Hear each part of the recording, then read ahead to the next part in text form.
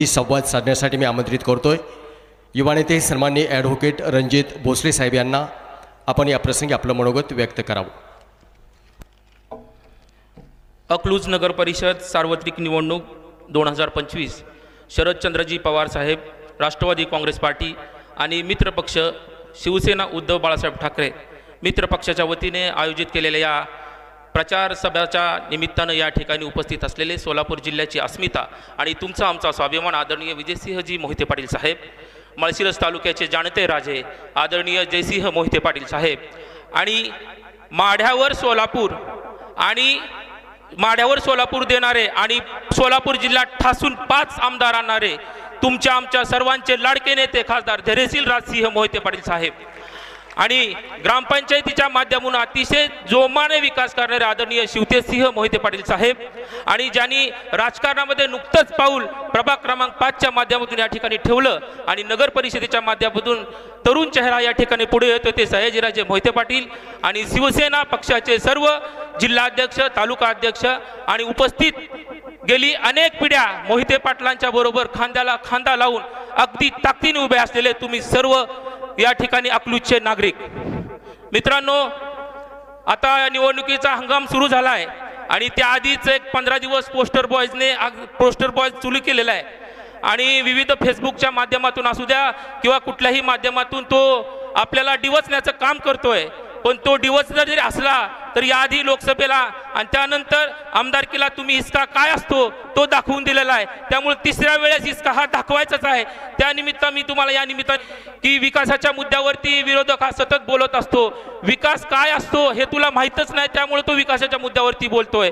मित्रांनो, गेली अनेक वर्ष आदरणीय विजयसिंहजी मोहिते पाटील साहेबांच्या माध्यमातून या गावचा विकास अतिशय जोमाने अतिशय चांगल्या पद्धतीने झाला आहे. याचं जिवंत आणि ज्वलंत उदाहरण आपल्या डोळ्यासमोर आहे.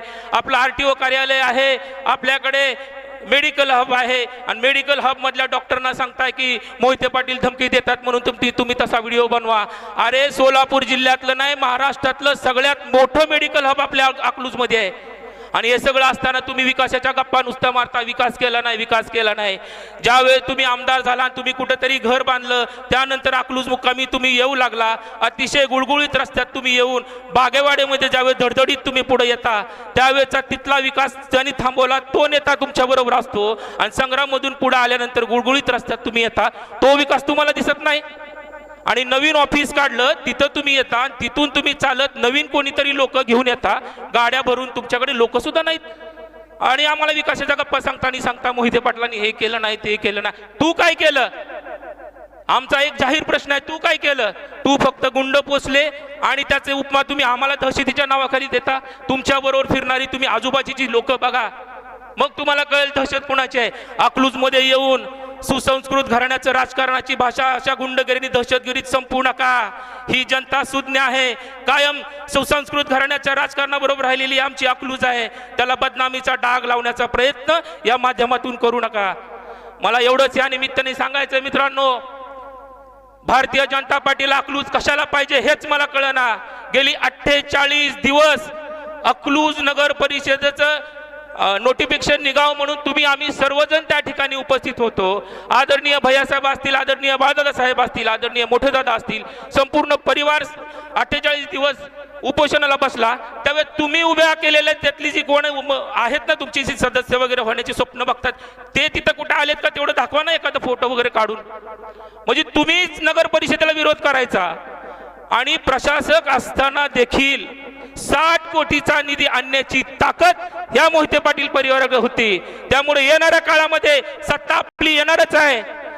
मोहिते पाटील गटाचा झेंडा हा नगरपालिकेवरती फडकणारच आहे, ते कोणीही रोखू शकत नाही. त्यामुळे येणाऱ्या काळामध्ये ज्यावेळेस नगराध्यक्ष आणि सर्व नगरसेवक विराजमान होतील त्यावेळेसचा विकास अधिक जोमाने होण्याचा प्रश्न या निमित्ताने या ठिकाणी होतोय. अधिक चांगल्या प्रकारच्या सुखसुविधा आपल्याला या ठिकाणी मिळत आहेत. तुम्ही ज्या ठिकाणी मध्यवर्ती कार्यालय काढलं त्या तुमच्या प्रायव्हेट प्रॉपर्टीमधील जर गाळ्याचं भाडं बघितलं तर 30 ते 40 हजार आहे आणि अकलूज नगर परिषदेच्या माध्यमातून आदरणीय जयसिंह मोहिते पाटील साहेबांनी तुम्हा सगळ्यांना रोजीरोटीला लावण्यासाठी जे गाळे उभा केले त्या ग्रामपंचायतच्या गाळ्याचं भाडं आहे 300 रुपये आणि तुम्ही विकासाच्या बाता करता. आपल्याकडे अकलूज क्रीडा संकुलचं जर भव्य पटांगण बघितलं तर तो विकास तुम्हाला कधी दिसला नाही. आणि 5 वर्ष ज्यावेळेस आमच्या मांडीला मांडी लावून बसला त्यावेळेस तुम्हाला काही कळलं नाही का? सुमित्रा पतसंस्थेचं काहीतरी नवीन काढता, विजय पतसंस्थेचं काहीतरी नवीन काढता. मित्रांनो, मी वकील आहे. सुमित्रा पतसंस्थेमधल्या ठेवीदाराचे सगळे पैसे आदरणीय जयसिंह मोहिते पाटील साहेबांनी आमच्या कोर्टातल्या न्यायालयाच्या समोर दिलेले आहेत. राहिलेत फक्त 3 प्रकरणं, तेही आम्ही पूर्ण करू.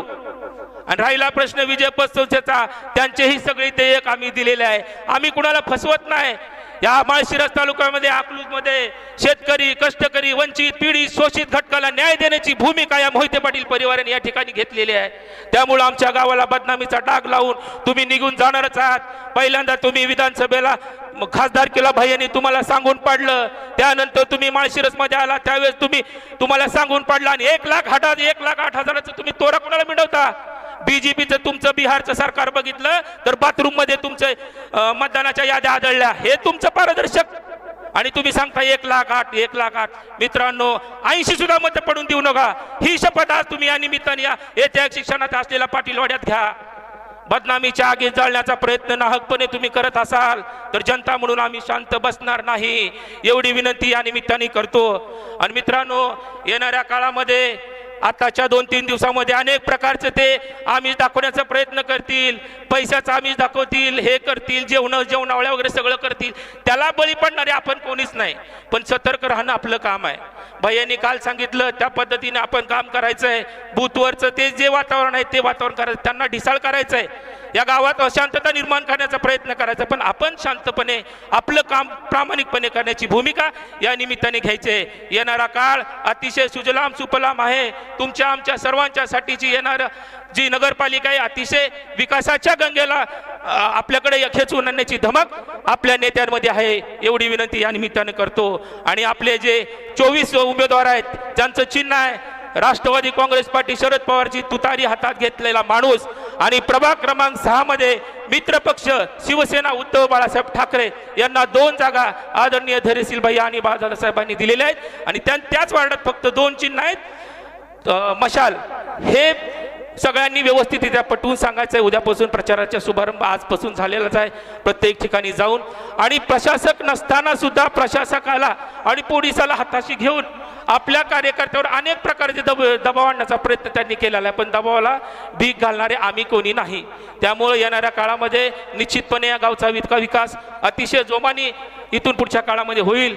हे आपल्याला सर्व नेत्याचं काम आपल्या सगळ्यांना माहिती आहे. त्यामुळं येत्या 2 तारखेला जे आपले जे चिन्ह आहे तुतारी हातात घेतलेला माणूस आणि नगराध्यक्षाचं संपूर्ण गावामध्ये वोटिंग होणार आहे, तर अतिशय चांगल्या पद्धतीनं मतदान आपण करून घ्याल, एवढी विनंती या निमित्ताने या ठिकाणी करतो आणि थांबतो. जय हिंद, जय महाराष्ट्र. धन्यवाद सन्माननीय भोसले साहेब.